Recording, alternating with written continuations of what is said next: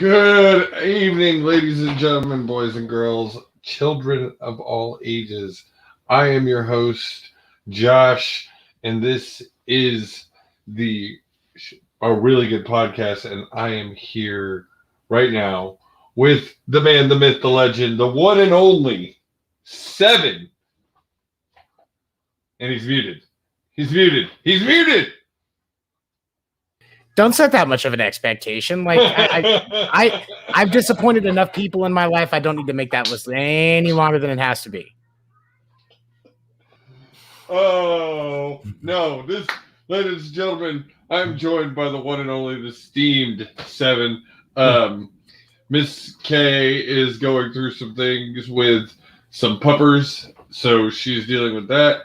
We are here, and we will be joined by our other compatriot, Will, at some point when he decides to show up.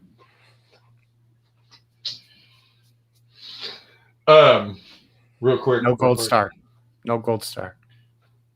Truth and praise. Positive vibe for the puppers, K. Definitely.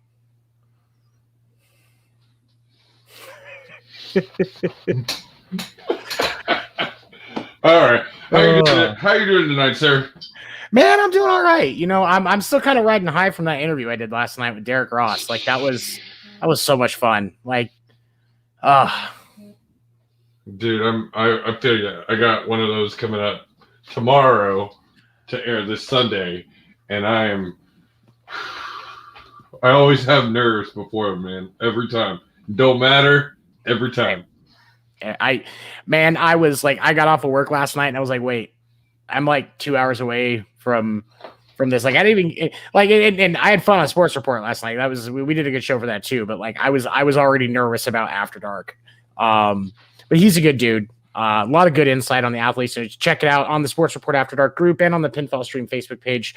Interviewed former NFL player and NFL Europe MVP and 5-time first-team Arena Football player Derek Ross, the Derrick Henry of Arena Football, and it was a nice guy. Definitely check it out. Man, we got some sad news on the TV and film front today. Yeah, that was gonna be actually before you hit that right here and there. That was gonna be my lead off for the news today. Yeah, because it's a tear. So.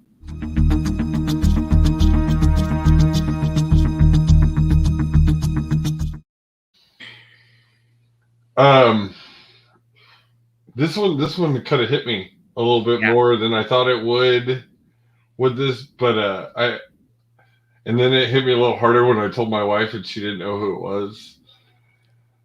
Yeah, she grew up in a very Christian conservative household.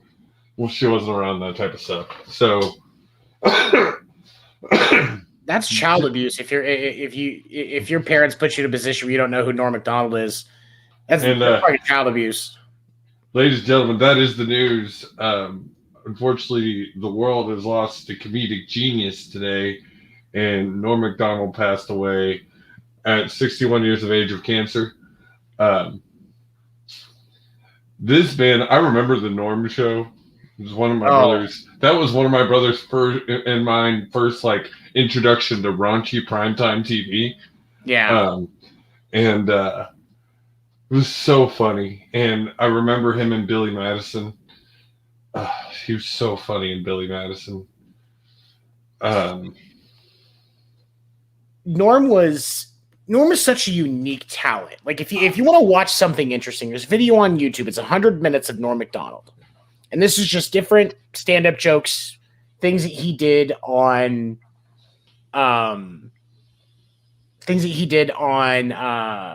late night talk shows when he was like on Conan or Letterman or whatever, just talking with them. And I think it paints a really good picture of the unique talent that he was and what he brought to the table, because he didn't conform to the normal stereotypes. He wasn't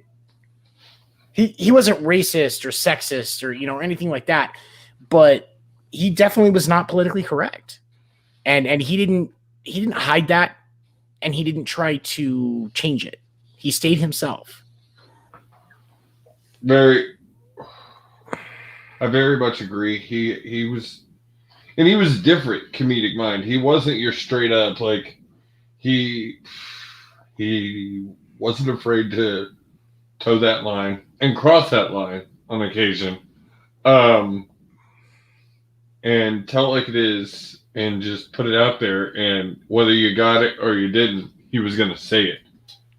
And one of the things that I learned is I was just trying to be a stand-up comic. One of the things that I learned about comedy is owning your truth and owning it, owning that it's especially when you're doing, observational or telling a story, you have to own that truth and deliver it in a way that makes sure that everybody understands that that's how you see it. And Norm did that in such an effective way. It was different. Like he almost seems like a very dry comic, but all of a sudden, after a 2-minute story, a 3-word punchline brings everything together, and you're doubled over in laughter. Yeah, I was going to use to do that. You basically said what I couldn't figure out the words to say, because I was going to use the word dry comic, but the it's perfect the way you said it. It's he could take you on a story to the point where you're almost bored to a point. And then he brings that punchline, and you're just like, oh, shit. He, like, even in that 100 minutes of Norm Macdonald video, like, even some of his older stuff and him telling stories on, like, Conan, like, within the first 10 minutes, there's a story that he tells on Conan. It's like a 5-minute story, and it's got some little funny bits or anything like that. But the way that he ties it together at the end, and like he's got you looking at, he's talking about one part, you're sitting here running about this other piece, and then all of a sudden he just hits you with it, and you're just like, oh, God damn it. And it's just, he's definitely one of those comedians that exemplifies what it means for stand-up comedy. When we say that stand-up comedy is an art form, like he's that Picasso, that one that's just completely unique. There's really not very many other people you can compare him to, except maybe to an extent, as far as the younger comics are concerned. Mark Norman is somewhat working in that direction, but he's still completely different because Mark Norman's a lot quicker with his delivery and the way he approaches things. Norman's just completely all his own. And it's not something, his style isn't something I don't think will ever be replicated. Agreed. Rest in peace, Norm Macdonald. Our thoughts and good vibes go out to him and his family. For sure. All right. So, disclaimer: news will not be as long as it was 2 weeks ago because our boy Shaw has been in surgery, was in surgery this past week, and hasn't been putting out that news. And he's I'll give him all the credit. I'll give him all the credit. He's like the Adam Schefter of geek news. God, he really is, man. Like, he just has all the info. And, like, minutes. Like, I'm not kidding, guys. Minutes after Geek Gauntlet airs on Saturday, he is dropping more breaking news in the chat.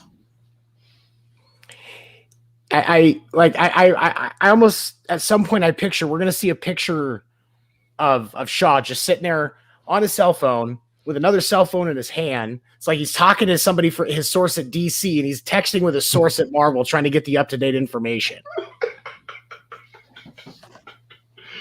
Man, you were just, the explanations are on point tonight. Bam! 7 just dropping the period on it. I'm pulling up. All right. So the first thing I actually had, this is actually a piece of Josh news. The new Hawkeye trailer dropped, or the Hawkeye trailer dropped. Unfortunately, really, I haven't gotten to watch it yet.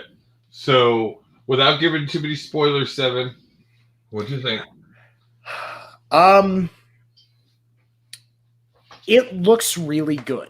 I strongly suspect that the Hawkeye film is going to be something that is... I'm pretty sure it's going to be a film or a show. or show, whatever. This is definitely going to be, and I think you might be right. It might be a show. Sorry, I've smoked a lot of weed today. But cheers. You've got this. This is something like Black Widow was able to reach out to even the non-comic book niche fans, just because of how it translates, how good it is. It's just a good movie. Like Logan. Same with 10 Rings. Such a good movie. But Hawkeye, I think, is definitely going to be something that you're going to hear a lot of positive things out of the comic book fans when they're not ripping apart the inaccuracies, and people that aren't, really deep into that niche. I don't know that they're going to like it as much. And I think that just comes with the character but I think that they have the potential to spice up the storyline, bring in some bigger, some more interesting pieces to spice it up. Because, as bad as it is, the way that they've done Hawkeye so far, he's definitely a very secondary character. Yeah. And they're going to have to build him. And from what I've been told in people, it's basically going to be passing the torch.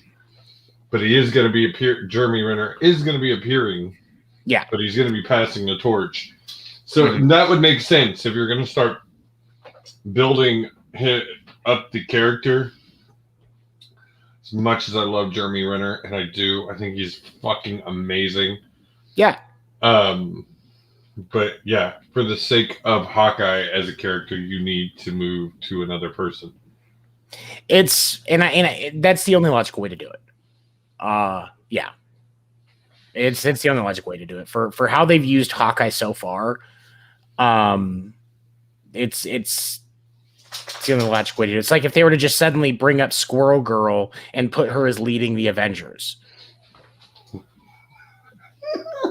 Now, first of all, I would love to see something with Squirrel Girl. Give me Anna Kendrick as Squirrel Girl all day. Hey, there's a good casting call for you right there. She's already said she'd do it.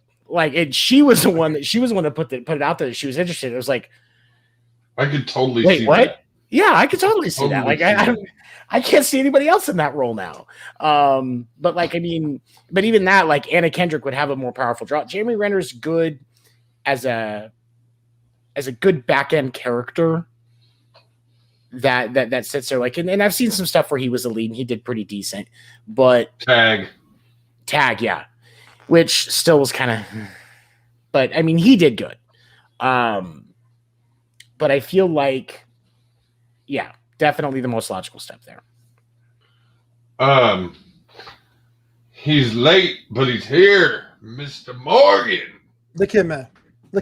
I got the best chair in the world. The only bad thing about that chair, it don't work with my green screen. It's too right. It's too wide. But other than that, it's fantastic. Serves right. But hey, so real quick before we move to the next thing, we talked about Norm. Rest in peace, Norm Macdonald. Yes. But we were just talking about Hawkeye trailer drop. Yeah, what did you think? Nah, that thing wasn't all. It wasn't all that. It was alright. It wasn't all that. Oh, it doesn't make me excited for the series. Now, if we would have saw Ronin, oh, that's a different story. Because Ronin's a badass, but Hawkeye, nah. It's like I told him, the super niche knows a lot about comic book fans are going to like it when they're not ripping it apart. But outside of that, they haven't done enough to draw in the outside fans, which are actually going to be what pays your bills. Right. Like I said, if we see Ronin or more Ronin than Hawkeye, I'm down. But if it's primarily Hawkeye and his daughter, I get his daughter being in the movie because you coming out with Young Avengers at some point. But what I've heard is they're going to be passing it on. Like he's going to be leading the role. Oh yeah. She's going to be Hawkeye eventually. So I did say I don't have a lot of news, Will, because our boy Shaw has been out and he's my source. But Jason Momoa, Aquaman, and the Lost Kingdom sneak peek dropped a couple of weeks ago. And a new stealth suit was revealed in the sneak peek. Yeah, the stealth suit looked awesome. It looked badass. And don't forget too, the Injustice animated movie Yes. came out. The trailer for that came out too. I'm iffy on that art style, but hopefully It's more the anime-ish type, right? Not like like it's like a Mod Podge, right? yeah. Like the Like- second iteration of Teen Titans Go, but slightly better. That. Like for example, I can't stand the way they did Wonder Woman. Mm-hmm. I didn't like it at all. But you know, the story's gonna be good, particularly off the game. Yes, sir. I mean, I love the game. I would love to see the game as a live action movie. It'd be awesome. Batman actor Robert Pattinson is deepening his relationship with Warner Brothers, signing a first look deal with the company. It doesn't surprise me because it sounds like a lot of what they're building with this are the Arkham movie, are the Arkham games. It sounds like they're basing a lot of it more the detective side. The Arkham games are very much more detective based. Mm-hmm. So it makes sense for them to sign him to this deal if they're planning to do at least 2 more movies, which would be what the game was. I just ain't feeling that Batmobile. I haven't seen it yet. I ain't feeling that Batmobile. I think that outside of doing the Batman Begins storyline with him and Michael Keaton, I think that the Arkham storyline is the best choice. And I almost feel like it could be a better choice. And I will say that as much as I would love to see him with Keaton. Give me both. You know, give me both. I'd be down for both. I wouldn't get mad. I still think with what the deal they just signed Keaton to put him in the what is it that they're doing? Or the Flash movie? The Flash movie. The Flashpoint. Mm-hmm. The deal they made with him was 2 other movies after that, with him playing Batman or Bruce Wayne. You know what you're gonna get. You gotta give me a Batman. Yeah, that was about to say. You gotta give me a Batman. This man. No, over here. This man has been looking for a Batman Beyond movie since the dawn of time, and I think we finally might get it. Dude, It's just because there's no one better to play Bruce Wayne. No one better to play Bruce Wayne than Michael fucking Keaton. Yeah. And to the sheer fact that they're basically gonna bring him back in with the Flashpoint, you set it up perfectly. At this point, go ahead. I'm about to say DC has a big shot here to fix a lot of inconsistencies, With and Flashpoint. and they should be able to. Hopefully, they take advantage of that and fix a lot of stuff. The other thing I was to say is at this point, if they don't, they're leaving money on the table. Yes. Heck yeah. Because guys like you and me, Seven, that grew up with that show, that were obsessed with that show, like I'm telling you, I haven't done it in years, but I would be at the midnight showing of that. Oh, like absolutely. Because, sorry, my dinner just got delivered. No, you're good. I understand. I'm not.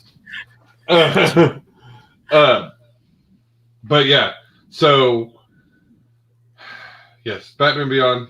But if you're not going to give me the Batman Beyond, I do agree with you that I'll take it. I'll take an Arkham trilogy. Yeah, most definitely. Heck yeah. Because one of the best games I've ever played, hands down. Next thing, Shang-Chi smashed Labor Day box office records, like destroyed them. Which I haven't seen it. I don't know when I will see it, so don't come for me. But just because I'm not a fan. I have no interest in it, and I probably will watch it at some point, but just not interested. But damn, I didn't see that coming. Good. No, go ahead. And just wait till the Eternals hit. Mm-hmm. Boy, that's gonna just ride over rails with what Shang-Chi did, because everybody want to see the Eternals done right. That little show that little show they did a couple years ago, that thing sucked. Now you get a chance to rewrite it with better actors. Yes, sir. That movie's gonna be the giant, man. I like that they're trying to get this right. and I'm very happy that Shang-Chi got as much traction as it did, because it's, first of all, I mean, from a representation standpoint, I think that it's a great job to finally have something that's dominant, and that was a solid movie. They didn't just do it; they did it right. My wife went and saw it, and she said it was on level with Black Panther, and like just being a good movie, like a greatly done movie. Absolutely. The martial arts were fantastic in that movie. The special effects were absolutely amazing. I wouldn't even be surprised if this is one of the times where we actually see them up for some like Golden Globe or Oscar nominations for this one. Well, and that's, again, you're reading my wife's. She said that this one should be there with Black Panther and getting an Oscar nomination. You just got to get rid of it's a superhero genre, so it doesn't deserve anything because it's a superhero genre type of vibe. Let's cancel that, man. Let's cancel. I agree with that. I agree. Like, I mean, and it's been broken a little bit. I mean, Black Panther won a couple of Oscars, so you got that. But like, I agree with you, and I will say popular movies did themselves a favor by not letting that popular movie category actually become a thing. Fact. Because that would have made the Oscars basically an indie movie award show. Really? The Oscars are the Oscars are somewhat political in a lot of the way that they do a lot of things. Because let's be honest here, how often do we come up and we start looking at the nominees and we're looking at these movies going, what the fuck is that? Yeah. Like, I spent a lot of time on the internet, but I didn't learn that Argo was a movie until I saw it as an Oscar nod.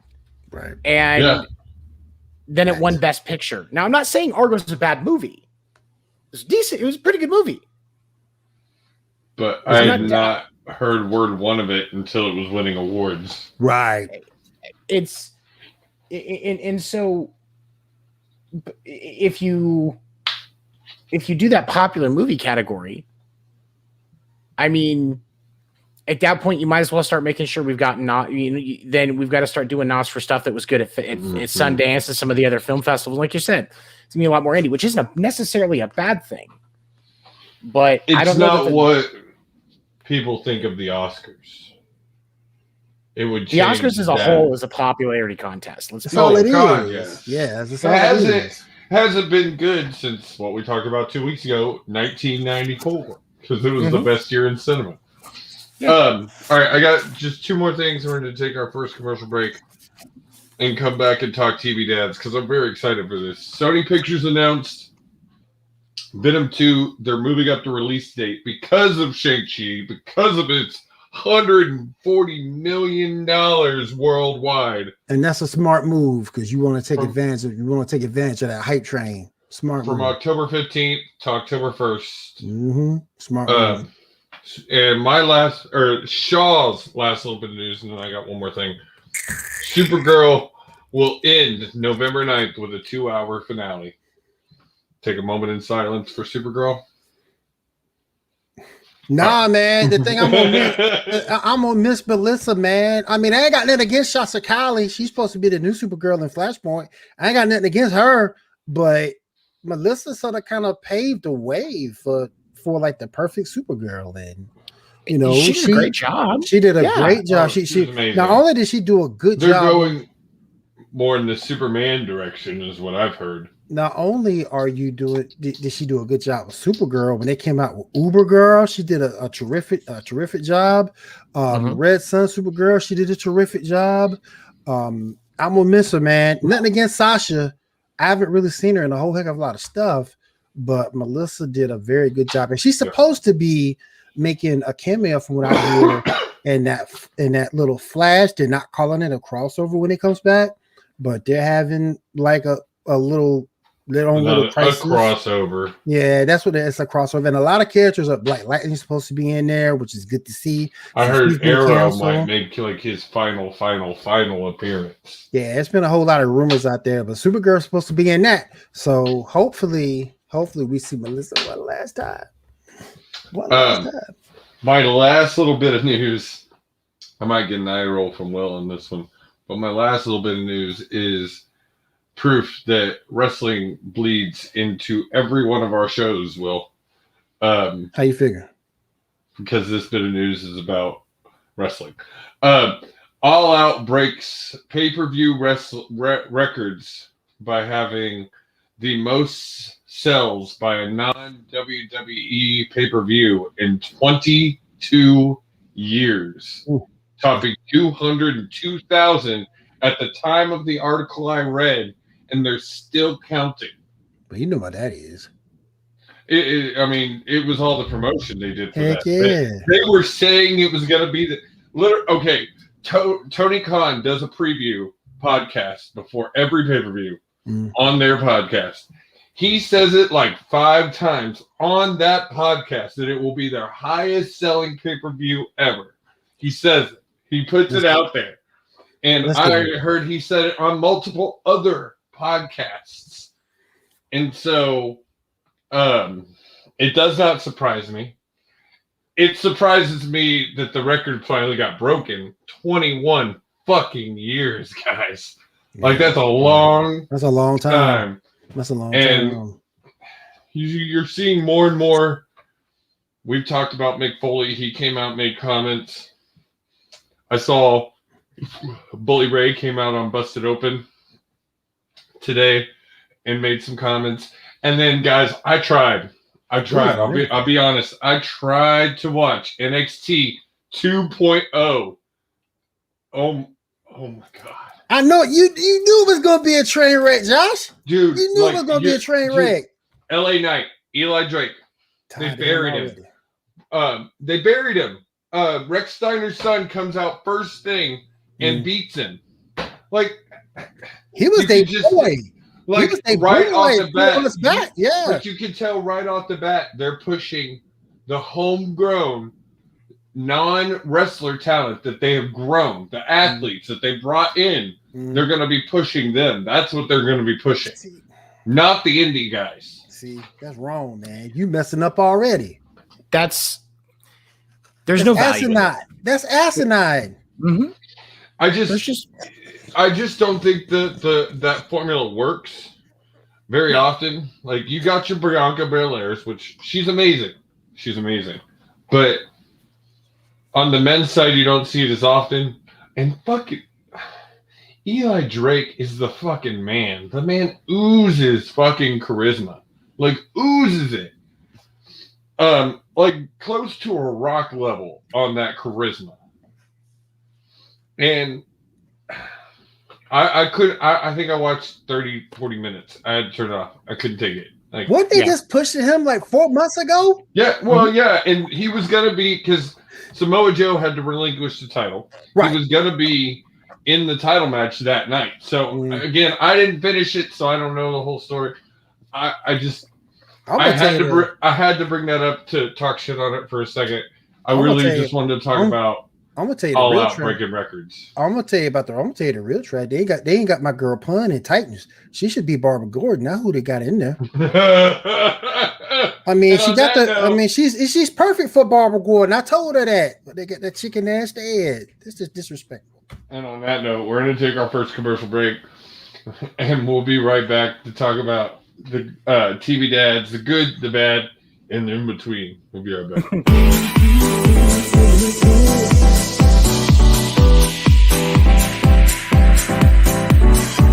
Me to dance, taking a chance.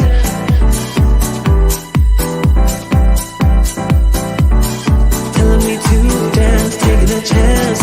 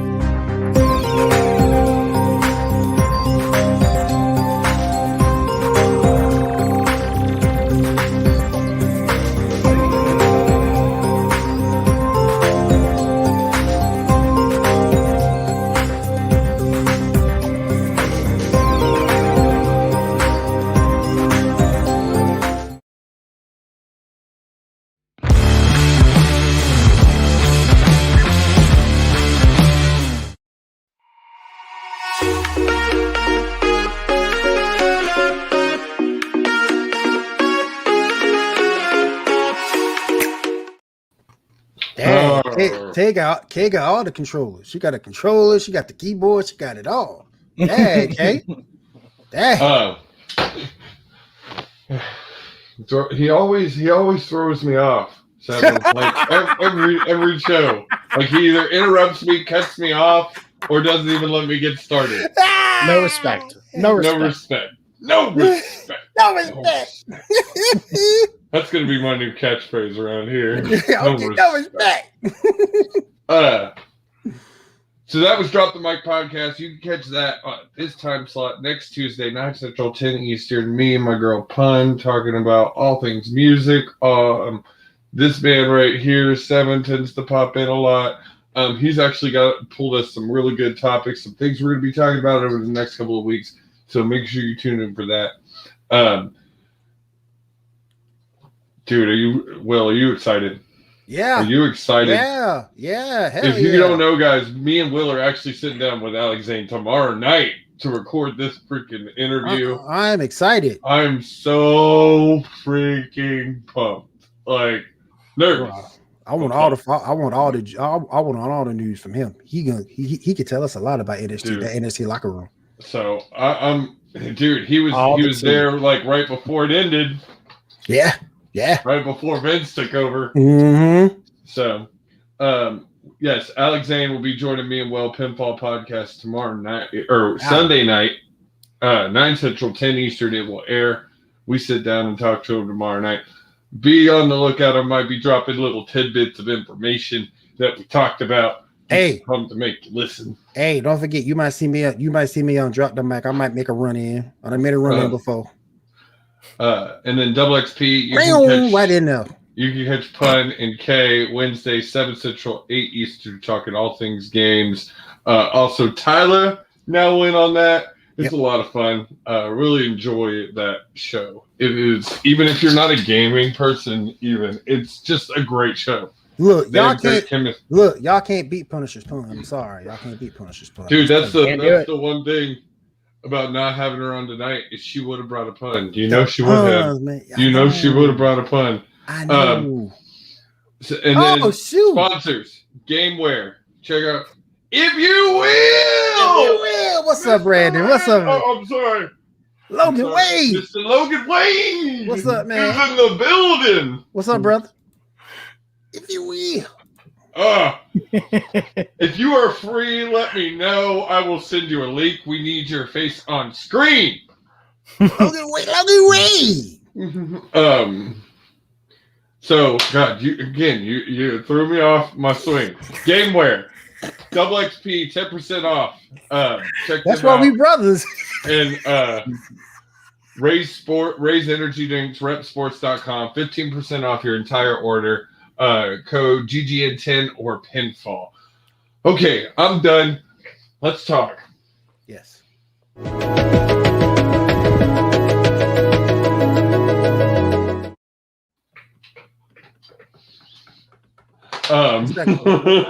What's that green one? I'm worried about that green one. Oh, damn. I'm worried about that green one, man. All right. So we're talking about it. I brought these two guys on because if you don't know, if you haven't been paying attention to Pinfall, these two men are the hosts of First Gen Dads. They're on a season break right now, but they will be back before you know it. These guys talk everything dad. They talk all the culture, what it is to be a dad, how we as dads can make our kids better, how we can make them worse. I'm really good at that. Same. They talk advocacy for dad. So you need to check that show out. It's a great matter of fact, Tony, me and my oldest put my chair together. Oh, right on. Mm-hmm. Mm-hmm. How many times do you have to hit him for not holding the flashlight right?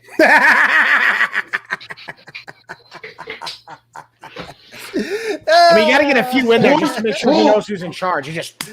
I got two. Hold that flashlight steady. Hold it steady. I can't see. Where are you pointing that thing? Over here. All right. Did not just but get your eyes checked. Pay attention. Exactly. Because of that, the dads of Pinball had to come together and talk about TV dads. It wasn't planned this way, but it's how it turned out, and that's how we're going to roll with it. Let's roll with it. So I've said it for 2 weeks as we've been advertising this episode, so I think we have no choice but to start it with the debate of, and if anybody disagrees, just get the fuck out. Philip Banks is the best TV dad ever. Facts. Facts. When you go through and look at the fact that not only to men is psychic.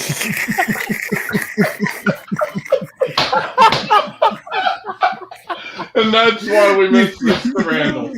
I love it. I love it. You go back and look at the fact that he brought Will Smith in and turned that boy around. Not only that, but he also raised his own children. That Own rich children to actually be good people. Ashley, Carlton, and even God, why does the oldest name now just Blair? They were all good people in their own right. They had big hearts. They cared about each other. They cared about people. And I'm sorry, there's only one. Oh, you talking about Hillary? Hillary, yeah. Sorry. Thank you. I knew that wasn't right. I was like, We were both looking it up at the same time. Hillary. But you're right about that, Josh. They were all good people. They cared about people and they cared about each other. And really, there's only one moment you need to look at in the entire Fresh Prince series to know that Philip Banks is the greatest, and that is the sign.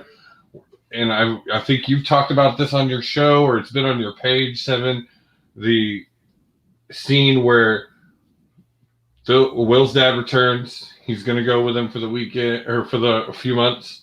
He bails, like, again. And the conversation between Will and Phil in that moment, Will is a parent, single mom. His dad was not around. That was all that emotion. I've seen interviews because I'm a huge Will Smith fan. Yeah. It was real emotion. It was raw emotion. He was letting it out. And I'm sorry, but the man who played Philip Banks, that scene, every time it comes up, I can't help. Every time it comes on my Facebook, I have to watch it. Because for someone who did, I was raised by two parents. I was very blessed. I was very lucky. But I watched friends who didn't have that, and I couldn't imagine it. And to visibly feel that your parents don't want you, and for that man to take him in, to raise him, to put clothes on him, to make sure he gets the absolute best education that he could. Is there a better definition of what a father is supposed to be? I think that, like, and for me, because I grew up without a dad, and it wasn't just that I never met him. It was that I've grown up with the knowledge that my father didn't want me. And I think that that's one of the reasons why that scene just ripped me apart the first time I saw it, because I was obviously I'm younger and that show is a bit older. And so when, I was still like preteen, early teens when that episode came out, and I used to watch that show religiously. Philip Banks was like, that's the dad that I wanted. That's the male influence that I wanted. And then, this amazing show just rips me apart in 30 seconds. Like I can't for the life of me, put any TV dad ahead of him. Now, you have some others like Al Bundy that were good dads. They loved their kids. They were kind of assholes, but they were trying to Winslow, they were trying to prepare their kids for the real world. You're talking about Carl. Yeah, Carl Winslow. And there's even and I know it's made some circulation around the internet post all of the Black Lives Matter protests and stuff. But the episode that they did where his son was harassed by a police officer, that was so well done, and he approached that like a dad would. And don't forget, it wasn't. Go ahead. And don't, Sorry. and sorry about that. And don't forget too. I just want to say, Philip Bates made a cameo appearance on Family Matters. Mhm. Well, and the thing, there's multiple scenes like that. There's multiple scenes in that show of Philip just showing the scene where Carlton, you talked about race. The Fresh Prince covered it too, where Carlton and Will both get pulled over. They get put in jail. They said they're car thieves. Philip walking in and just dropping that law on them. Just dropping. Oh, yeah. You didn't call their parents because we're their parents. And you're going to open that. Oh, and then the partner. And then two, the comedy that he could bring too. Saving Will from the pool. I was just thinking about that scene. That Saving scene Will from the pool sharks, being a Yep. pool shark himself. Strutting around with that pool stick. Yep. I'd tell you, the first time I watched that episode, when I heard him say Jeffrey break out Lucille, I was like, oh shit. I'm about to bring up a name that's going to make people uncomfortable, but I feel he should be here as a TV dad. And we're just strictly talking TV. We're just strictly talking career. I'm not talking about type of person, but his impact was still felt. When you look at Bill Cosby and the Cosby Show, as a TV dad, he caught a little bit of flack because that wasn't what the modern black family was, even then, in the eyes of a lot of people. But if you go back and look at it, he was an excellent TV dad. Now, as person in the real world, that's up for debate. But as a TV dad, I figure he kind of needs to be included. I think you're right. And it's there is this when it comes to that type of situation where you've got an actor where things are, we'll call it questionable with their off-screen conduct. But you've got an on-screen product that is so dramatically impactful, it bears respect because, like, for example, another movie dad who was, who I think definitely is still, he still plays a role that we should discuss because it's a very real portrayal, but Kevin Spacey in American Beauty. Oh, yeah. And yeah.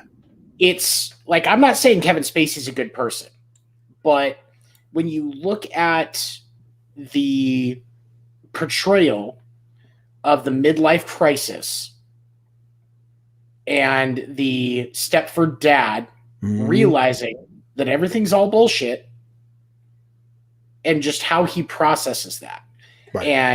And of course you've got Chris Cooper, who kind of plays the villain in that, the anti in that as well, in the grand scheme of things. Which his role was also like he played spot on, for what he was tasked with doing. But I think that, clearly when it comes to like the portrayal of a dad, like the best dad, we've got to give it to James Avery and Fresh Prince of Bel-Air. Oh yeah. But, okay. I want to break it down in another way. Okay, now, these are realized TV dads. Let's break it down in another way. Josh is back with us. Let's break it down in another way. Best animated TV dad. Oh well, I mean, if you're gonna go off of that, animated TV dads are on the whole very lazy. Usually how they are. I'm going to counter that because, let's look at now. I'll give you Peter Griffin as lazy. That's. Oh yeah. I'm not going to get Homer deserves a lot more respect than he gets. He works now. You gotta give Homer his props. He works. Well, and he got a job now. Have y'all seen the meme about why Homer went back to the nuclear power plant and what? That episode, that's an episode. Like is that was an actual episode? Yeah, that's an actual that is actual canon. Tyler, no, 100%. Yes. Yeah. That's actually true. Yeah, that is. Oh man. Good one, Tyler. But the Homer, like in that do it for her versus the don't forget you're here forever, like that's in an actual episode.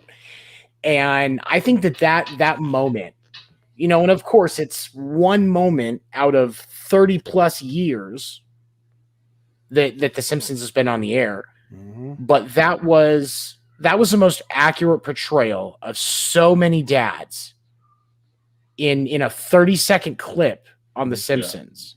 Yeah. Than I've seen in a lot of other ways. And Bob Belcher, Bob's Burgers. I would slam my head against a wall repeatedly if I had to deal with some of the bullshit that poor dude has to deal with. Yeah, you gotta do it. Like Bob Belcher deserves a lot more respect. Yeah. But go ahead, yeah. Hey, but I think Tyler White. Brandon, we're gonna come to this one. Don't bring that up yet, because I'm gonna come to that. But I did want to go back before the horse. Before we dive too far onto the cartoon side. There was one dad on the real side that we didn't mention. There was probably several, but this one was a part of my childhood deep. Tim, the Tool Man, Taylor. He was pretty good. I would say, I would say if we're gonna throw some. I would put Corey Matthews. I would put Corey Matthews' dad from Boy Meets World ahead of Tim. He was my next. The thing about the reason I brought up is actually now I'm total opposite of that man. Like the toxic masculinity and all of like total opposite. But yeah, I would say Corey Matthews' dad was a good one. Mr. Danny Feeney Tanner was also the second dad in that. Yeah. Danny Tanner, Jesse Katsopoulos, and Joey Gladstone were all amazing pods. Yes. Our very own Joey Gladstone right here, ladies and gentlemen. Hand to God, dumbest thing I've ever done is I tried to convince my vice principal in 4th grade that I was actually related to Joey Gladstone on Full House. So I actually had a teacher at one point convinced I was related to Hank Haney, the golfer. Well, I do have a cousin named Joey, but he does a whole lot more drugs than Joey on Full House. Man. Hey, okay, speaking of worst TV, we talk about worst animated dads. I got one. All the parents of the damn Rugrats, all of them terrible. All of them terrible. How the heck? Hey, none of them. I will say, Phil and Will's mom and dad were the best parents out of all of them. Yeah. And then Susie's mom as well was absolutely amazing. Chucky's dad should have been in the psych ward. I love the dude. He never got over the death of his wife. He suffered from BPD, anxiety, depression. Like he never got over the death of his wife. And never did. If Stu Pickles was real, he would have killed himself a long time ago. I'm sorry. That man. Nobody wants to be that man. Okay, so. First thing I want to bring up, there's a couple here in the comments, a couple of good ones here in the comments, but this first one is the one I want to bring up. Greatest Disney dad ever. Hands down. Hands down. If you have watched this show or pretty much any show on this network, you know I am a die-hard Goofy fan. Looney Tunes is my first and true love, but Goofy is the best as far as it comes to the 5 to me. But when y'all watch that movie, as a kid, did you watch it and you're like, man, Goofy, just let him do it. But since I have watched that movie as a kid, I've always been like, y'all motherfuckers, just tell each other. Like Max, just tell him, hey, I did this shit. But, like, also, the principal in that movie telling him he's going to end up in an electric chair and needs to fuck off. That was, but here's the thing, though. And I think one of the reasons I love that scene, as a dad, I love that scene. And as one of those kids that was like Max, that wasn't understood, that felt like they weren't able to get their true personality out. And then they finally create some elaborate thing that gives them the ability to do something epic and big, and the school does nothing but fuck it up and not realize what's going on. It was a statement against the education system that doesn't have the ability to educate creative kids and passionate kids. Yeah. And that's why I think that was that Disney was more right on that than people realize when it came to his portrayal and how schools handle situations like that. Because a good school would be like, hey, okay, guess what? You're now going to be in our AV editing class. You're going to teach some of other kids how to pull that stuff off. We're going to get you into music lessons, and you're going to be running the talent show. Like, give that kid something to do, and you're going to be able to say that you're one of your high school graduates is a famous musician. That's what happens. And I agree with you, Josh. The Looney Tunes are awesome. I'm still mad that remember that cartoon Lunatics Unleashed? Yeah. Still mad that Jack got canceled back in the day. That was so good. Dude, they need to do something with the Looney Tunes and revamp it and bring it back. Like, not just the movies. Like, they need to bring back. No. You don't think so? They've tried so many times. I know they've tried, but I'm sick of them fucking it up. I agree with you. Because this last iteration where they totally changed the animation, I hate. It's just give me every single Looney Tunes episode. I've just watched every single one. You want to give me $30? You want to tell me $30 a year to watch all the Looney Tunes you want?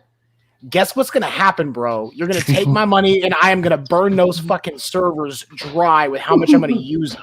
Dude, I actually have Boomerang the app on my Roku, and like I watch that. I watch Scooby-Doo all the fucking time. Okay, so let's get back on the dance. But my last thing about Goofy was gonna say is yes, he was the greatest dad. He cared so much, and the end of that movie is the greatest ending to a movie ever. Real quick, my boy Logan Wade put this up. Yeah, I was going with that one. I was gonna put this up first. I was gonna go this first. Bill Dumpy from Modern Family is a dumb but good dad. I'm gonna make a confession here, and some people can judge me if they want. I did not like that show. I wasn't too crazy. Oh man, I wasn't crazy about it either. I'm so glad. I'm so glad Kay is not here. I liked. There were certain. She might do I a. like. She might do a run in. She really likes that show. I might draw her in. I know. She might do a run in now, boy. Y'all think I'm bad? Here's the thing. There were certain pieces about that show that I like Eric Stone Street and Jesse Ferguson's characters. Yeah. I thought they were absolutely hilarious. But there were so many other pieces that were just like they relied too much on awkwardness with a lot of the other characters. The awkwardness with Eric Stone Street and Jesse Ferguson's characters was done pretty well, even if it was a little overdone sometimes. But the rest of it just why I can't watch that show. I have enough issues with anxiety. If I want to sit if I'm going to be sitting in a situation like that's so awkward, it's making me feel anxious. I should be at a family fucking reunion, not watching a comedy show. See, people don't understand why I can't watch shows like that and Big Bang Theory and things like that. It may, and doctors have told me, it may be a sign of slight autism, whatever. I've got so many mental illnesses, it blows you away. But anyway, I get secondary awkwardness really badly, like to an extent that I will fast forward, turn off, change the channel of the. Well, you're just trying to bring things on in here. Hey, but I got a question now, and y'all can help me because I've never really, I don't know, and I should know this, but Scooby and Scrappy Doo. Was Scooby his dad? Nephew. Uncle. Okay. Yeah. Uncle, nephew. Okay. John Goodman, Roseanne. Yes. Yes. Everything John Goodman does is amazing. Yeah, I was gonna say John Goodman can't put out bad. Blues Brothers 2000.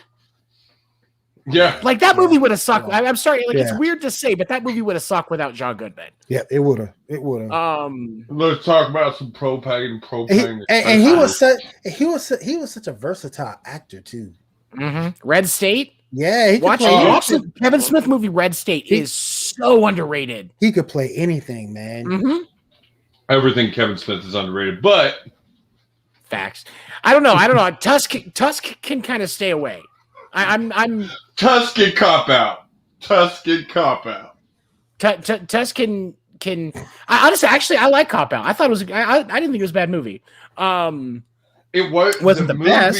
The movie wasn't bad because Kevin Smith directed. The writing was terrible. Oh yeah, It was terrible. But so this one, Hank Hill. I'm sorry. I would say Hank Hill is an okay father. He teaches the right lessons. Again, I'm sorry. Hank, I grew up in Texas. I've lived in Texas my whole life. Hank Hill is literally every Texan that I don't like. I hold on here though, and I can understand some criticism of Hank Hill. Hank Hill was a little hyper focused on what he believed. He thought that charcoal was bad, and I can understand. It's hold on, God damn it, I'm onto something here. Calm your snow cone ass down. But Hank Hill is also a really good depiction of those people in Texas or very conservative areas that are learning about people that are actually most of Texas that are in, that are learning about other people's lifestyles and learning how to accept it. Especially if you look at Hank processing how different Bobby is. Right. How many, especially with like kids that we grew up with that were different and they're watching their dad process that they're a little bit more feminine, or maybe they're gay. Processing, watching their friend cheating on, watching their friend's wife cheat on them, figuring out that one of their friends is actually a CIA or FBI agent, watching one of his other friends that's just batshit crazy. Like Hank Hill had a lot going on.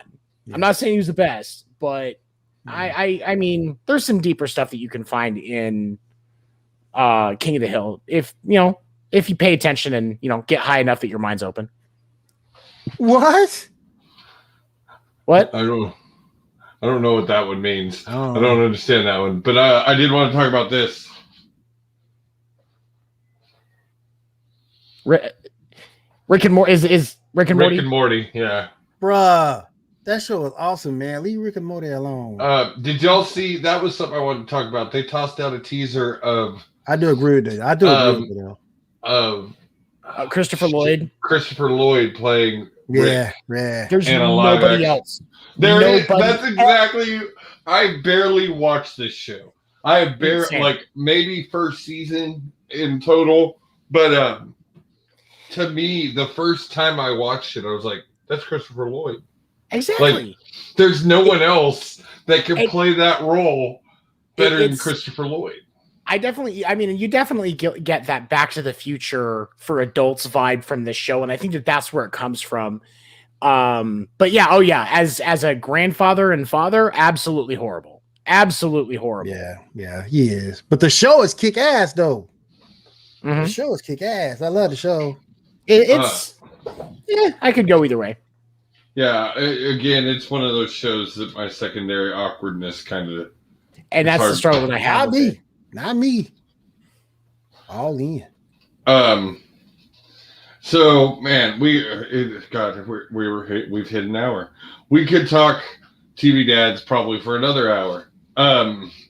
Before we get out of here, I want to ask one more question. Most memorable, funny moment from a TV dad that you can think of right now. And mine is actually not a dad per se, but he is a dad. It's Jesse Kasopoulos. I don't think that they tried too hard to 90s Jesse. Oh God, yeah. It was like you put a leather jacket on Donny Osmond. Yes. And I don't mean that necessarily as an insult. I sing a Donny Osmond song at karaoke every week. Yeah, it's the song from Mulan, I'll Make a Man Out of You. But hey, it's still Donny Osmond. Hey, did you listen to that one I sent you? Fail. No. Fail. dude, I already told you what's been going on in my work. Like Yeah, I know would, you're good. I, You're but good. for me, I have to say that as bad of a dad as he was, like, let's all be real. Timmy Turner's dad was absolutely horrible. Oh Facts. my god! Horrible. Facts. Well, you know, we totally missed Jimmy Neutron's dad. Whack, whack, whack, whack. Or Nigel Thornberry was amazing. Nigel As dumb as he was. Oh my god! He was almost on Philip Banks's level. He was such a good dad. Hey, Chaotic good for sure. Chaotic good dad for sure. Question. And somebody just asked me this. Didn't Dora the Explorer have a dad? Why they let, at some point she probably why they let Dora run around in the forest like that? I mean, hands up, that's the before we get out of here. Hold on. Wait, I know you're 50, but I know you're 50. So when you were a kid, like, listen, when you were a kid, you got to be about 6, 7 years old, 8 o'clock in the morning. If it was summer, the front door opened. What was you told to do? Put their foot in your back and kicked your ass outside and said streetlights. And that was the only thing you heard from them until like 8 o'clock. I know, because I was raised that way too. I gonna say in front. Yeah. But that's different. But hey, I'm in the concrete jungle. She in the real jungle, man. No supervision at all. A tiger come out anywhere and jump. Your Nickelodeon reference reminded me. I got to change the subject before we get out of here. Blue's Clues, yes, is celebrating their 25th anniversary, and I gotta, I love Blue's Clues. Have loved it since I was a kid. I love what it has become now. The equality that it teaches and like just how accepting the show is. And that show sparked the creativity of Josh. You're in my generation. Yes. That, looking around, thinking outside the box. Yes. Even stuff that was simple in the show, as the episode where Mrs. Salt and Mr. Pepper were standing by the sink discussing things, whether they would sink or float. Mm-hmm. Like just the simplest stuff, teaching some of these simple science and math and writing concepts to our kids, while also sparking creativity and a love of animals. You can't go wrong with that show. I wish my boy Steve would have stayed for the whole thing, but I got you. Okay. So didn't he leave to go to school? He did. So this is why I brought it up. For the 25th anniversary, Steve came back, dropped a video last week, apologizing for leaving so abruptly with no announcement, and just like again, Seven said it. Like this show taught us a lot. It was a lot to our development for this age group, and Steve was a lot of that development. And when he says like we've done a lot of things, some hard, some easy, and like I swear it Seven, you got to tell me if it truly felt like I got a pat on the back from Steve. And he was like, "Good job, man. Good job." My inner child smiled for the first time in a long time. And that's really what it came down to. He did. It was so well delivered. It was such a simple message. Yes. And then I don't know if you saw this, but he made an appearance on Colbert a couple of days after that video went out. And it was, I'll share it on the Pinfall Stream page after we get done. But it was like Steve showed up and Conan was talking about it, and then Steve showed up and there's a hug, and it's really, really funny. But it's so wholesome, and I absolutely love it. So I'll share that on the Pinfall Stream Facebook page when we get done. I did want to say this. So my daughter actually still watches Blue's Clues. Good. And loves it. But the other day, we can put the old one on for her to fall asleep to. But the other day it was on and she wasn't sleeping, and she came out and she told her mom, "I want the blue shirt guy. I don't like the green shirt guy." She wants Josh, the new guy, not the over old guy. Steve. Look here, all I got to say when they replace the kid with a non-speaking model. You messed up. Go back. Look, just, when they got trade it in. Look, when they got some mail. We just got a letter. We just got a letter. We just got a letter. Wonder who it's from. Hey, I love those. That was the shade.